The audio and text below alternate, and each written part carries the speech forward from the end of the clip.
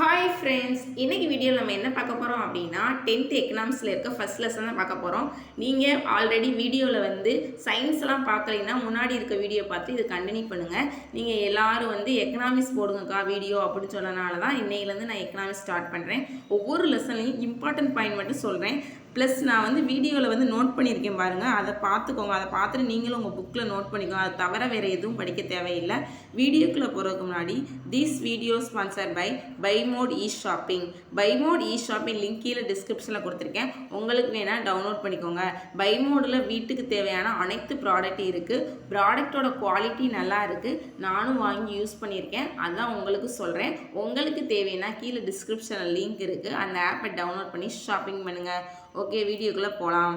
முக்கியமான பாயிண்ட்ஸ் மட்டும் தான் சொல்ல போகிறேன். இப்போ ஜிடிபி அப்படின்னா ஒரு நாட்டில் உற்பத்தி செய்யப்படுகிற அனைத்து பண்டங்கள் மற்றும் பணிகளோட அங்காடி மதிப்பு தான் ஜிடிபி. அடுத்து முக்கியமான பாயிண்ட் மொத்த நாட்டு உற்பத்தி ஜிஎன்பி. அதோட ஃபார்முலா என்னன்னு கேட்பாங்க. இது ஆல்ரெடி கேட்டிருக்காங்க. C plus I plus G X minus M plus NFIA. அதோட ஃபுல் ஃபார்ம் Cனா நுகர்வோர், Iனா முதலீட்டாளர், Gனா அரசு செலவு, X minus Mனா ஏற்றுமதி, அதாவது இம்போர்ட் எக்ஸ்போர்ட் அந்த மாதிரி சொல்லுவோம்ல.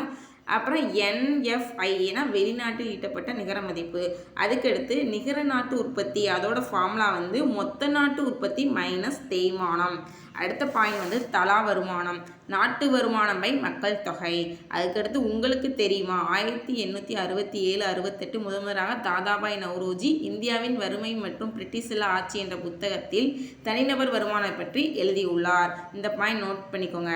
டிபிஐ தனிப்பட்ட வருமானம் மைனஸ் நேர்முக வரி.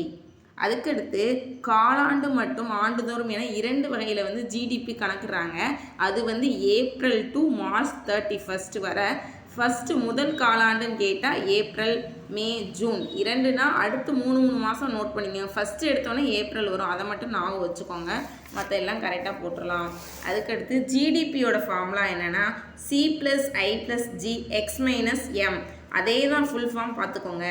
1934ஆம் ஆண்டு காங்கிரஸ் அறிக்கையின்படி சைமன் குட்னஸ் என்பவர் ஜிடிபியின் நவீன கருத்தை உருவாக்கினார். மொத்த நாட்டு உற்பத்தியில் கணக்கீட்டு முறைகள் 3: செலவினம், வருமானம், மதிப்பு கூட்டு முறை. ஓகேவா? இப்போ மதிப்பு கூட்டு முறை, இப்போ தேநீரோட மதிப்பு கூட்டு முறை என்னென்னா டீ தூள், பால், சர்க்கரை இதெல்லாம் சேர்ந்தது தான் தேநீர். அதுதான் மதிப்பு கூட்டு முறை. ஓகேவா? அடுத்த முக்கியமான பாயிண்ட் 1970களில் பள்ளி மற்றும் வங்கிகளில் பந்துமுனை பேனாக்கள் பயன்படுத்த அனுமதி இல்லை. ஓகேவா? அடுத்து மொத்த நாட்டு உற்பத்தியோட முதன்மை துறை என்ன அப்படின்னா விவசாயத்துறை. 2ஆம் நிலைத்துறை தொழில்துறை. 3ஆம் நிலை பணிகள் துறை. அதை மட்டும் பார்த்துக்கோங்க. இங்கிட்டு சைடில் பார்த்தீங்கன்னா விவசாய பண்டங்களின் உற்பத்தியில் இந்தியாவில் 2வது பெரிய நாடாகும். அதாவது இந்தியா தொழில்துறையில் 8வது பிளேஸு, பணிகளில் 6, விவசாயத்தில் 2. நான் கீழே கூட எழுதியிருக்கேன் ஷார்ட்டாக, அதை கூட பார்த்து நீங்களும் புக்கில் பக்கத்தில் எழுதி வச்சுக்கோங்க. அதுக்கடுத்து பாயிண்ட் ஜிவிஏனா என்ன ஃபுல் ஃபார்ம் அப்படின்னா ஜிடிபி ப்ளஸ் மானியம் மைனஸ் வரி இன்க்ளூடட் நேர்முக வரி, விற்பனை வரி. அதை தான் கொடுத்துருக்காங்க. அதுக்கடுத்து இந்தியாவின் மொத்த உள்நாட்டு உற்பத்தியில் $2.8 ட்ரில்லியன் பெற்று 6வது இடத்தில் இருக்குது. அமெரிக்கா 19 ட்ரில்லியன் பெற்று முதல் இடத்துல இருக்குது. அதை மட்டும் நோட் பண்ணிக்கோங்க. அடுத்து மனிதவள மேம்பாட்டு குறியீடு யார்? 1990 முகமது உல் ஹக். மனிதவள குறியீட்டில் என்னென்ன வரும் அப்படின்னா வாழ்நாள் எதிர்பார்ப்பு, வயது வந்தோர் கல்வி அறிவு, வாழ்க்கை தரம். மனிதவள குறியீட்டில் இந்தியா 189 நாடுகளில் 130வது இடத்துல இருக்குது. அதை நோட் பண்ணிக்கோங்க.